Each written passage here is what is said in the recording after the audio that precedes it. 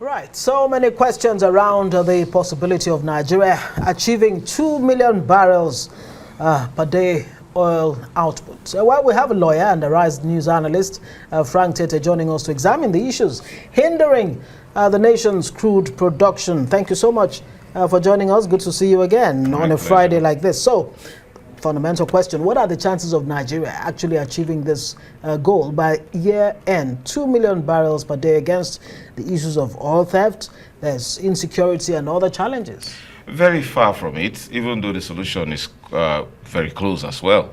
But when you see the situation that leads to, NLNG declaring that it is closing Train 7 and Train 8, sort of a state of emergency is actually being declared in the oil and gas sector, resulting from a singular element. You may call it oil theft, but it's actually pipeline vandalization. And you wonder why that still exists after the much celebrated private security contract that was actually awarded to Tantita services. The reason is that it wasn't well thought out. It wasn't, it didn't carry all the ex-militants along, because we're talking about ex-general government Tompolo in charge of Tantita, who is actually an ex-warlord totally in control, not so total, in Delta State. And if you see the high rise of petroleum or crude oil production, it's as a result of the protection that Tompolo has actually provided, Tompolo's company has provided. Tantita. But it is limited, very limited, because, there's a lot of elements. It actually created a lot of tension, because Tompolo is just one of the former warlords. And so you have to mention all of them, starting from Asari to Kubo, Ateke Tom, General Boilov, General Suda Site, and High Chief Berry Papa.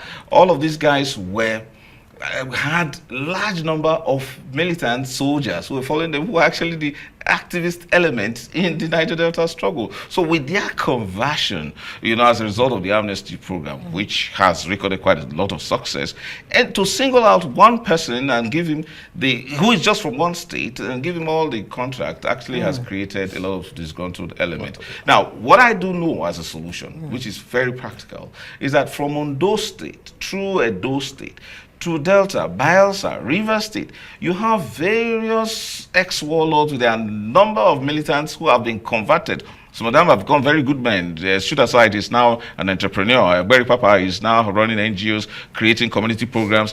Atake Tom and the rest of them are now businessmen. When you incorporate them and apply the principle in Section 257 of the Petroleum Industry Act. It's very fine. The principle is this: for host communities to benefit directly from the production of crude oil that is within their domain, they must ensure that the petroleum installations, are protected by them. So if you even look at Delta State and where General Tompolo, government Tompolo holds sway, he is not the only warlord. You still have elements, very, very strong elements like Chief Ayuri Imami, still having followers. Why is that they are not included? So when you include all of them per state and per area, per region, from River State, they will now be stakeholders who will secure those oil installations, and in that case, you will find a certain production, on the increase. Frank, let's also bring the angle of because so that it doesn't look like we're trying to. There are a lot of Nigerians who are not excited about giving that aspect of our national life. Good thing you call them warlord, even though they try to rebrand and say they were agitators. And the president granted them amnesty.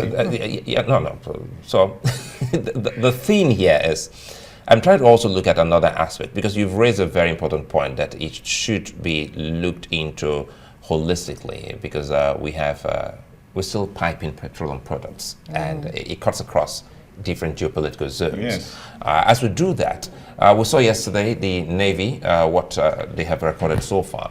Shouldn't we also be looking to going the technology way? To the extent that all over the world, we don't have boots on grounds, doing what they're doing. The number of humans. You see, in the Nigerian situation, except it's a freebie. It's a deliberate element a deliberate attempt at, you know, underscore that, you know, deliberate at attack. sabotage by a number of persons, highly organized, and in this case we don't know them because there is a breakback between those who live in the community and the highly technical experts who run the petroleum industry. So we in terms of metering, in terms of applying technology to actually determine what happens to the pipelines, because they must have pipelines. Now the idea is this: the NMPCL, together with the Office of the National Security Advisor, thought it all through to realize that it is better to have private persons joining forces with government, especially persons who have stakes. And then they came to that irrefutable conclusion that they then go back to those former warlords who are enjoying amnesty. The problem is, and it was a very fine idea, because what it means is that these persons understand the creeks, they understand the mangrove forest, they know oil. That's why Tantita was able to discover some of those things in Delta State. It's the same thing applies across in Bayelsa and Rivers. Now, the challenge, therefore, NMPC sits here, NMPCL, I would say, sits here in Abuja. It doesn't understand the terrain. But the problem is, even that's not entirely true, because who laid the pipes? No, those pipes were laid long time ago by companies, But- not necessarily by no, no, NMPC. Shell and the rest of them doesn't did matter. that. So The problem is this: they went there. the challenge to the minister's call, which is very important, is that we do not know. The militants are saying, ex-militants are saying, we have the solution because it is the guys who run the oil companies that possess the expertise to bust pipelines, to siphon oil, crude oil, and sell in the international waters. Even when you apply the strict high technology metering processes or monitoring processes, the human elements who are collaborating from official security forces together with those who run the oil and gas industry and are the ones who bear the brunt. Unfortunately, if the idea of asking these private military contractors or ex-militants, if it is well integrated, if you have all of them together in every state, I believe that they will sufficiently, as stakeholders, protect these oil installations. What you're saying, I almost called you Tompolo.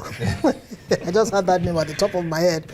Frank Tietie, what you're saying is that there is no security threat to Nigeria giving this monopoly to one company to, oversee... A big security threat. If you ask only Tantita to provide security for our pipelines, whereas General Tompolo's influence is limited to Delta State. And even in Delta State, he's even being challenged by the likes of Chief Ayuri Amami. What should be done is that the personality like the National Security Advisor or the NMPCL GMD should quickly realize and integrate them, all of them, and make sure that they all work together. Why should Aseri Dokubo be feeling disgruntled, even though he's a fellow job? I'm saying that, look, he's been sidelined. Why should Egberi Papa believe that it is because he has dropped arms, and despite the number of persons who follow him and they who ask him and say, look at Tompolo's boys, they're getting money for protecting pipelines in Delta. What about what's happening to us in Rivers State? So there could be sabotage? Well, no. It's a possibility, but at this time, there is a way you cannot accuse Tompolo now.